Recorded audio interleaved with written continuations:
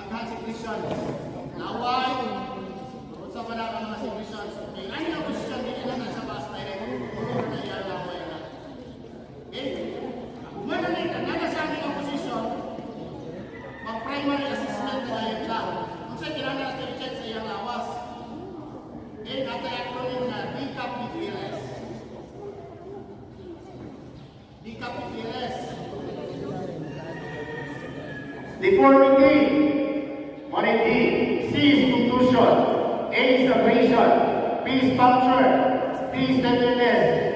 D cap P burn. T tenderness. L is selection. And S is swelling. Kanang ba ito? Kinanglan natin ang tanawang na rin sa iya. Okay?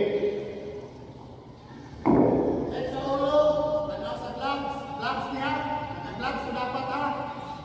Tanaw sa gloves. Mutay. Pagkikap dapat na rin na ito. Kaya sige nga din sa likod. Masaman. Pagkikap. Dugo. Sa button. Ha?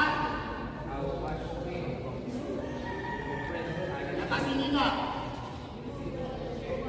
Ikat. Ikat na natin t-shirt ha. Ikat yung t-shirt. Kaya dapat nato makita kung sa extent sa iyahang injury. Okay? Stop the bleeding tayo. Dressing ka. Bandage tayo para ma-stop ang bleeding. Okay? Mag-abot din mo dili sa iyang lubot. Nakaikat na pugad basa. Dili sa iyang lubot. Mag-anak din mo. Basa. Basa. Kaigit.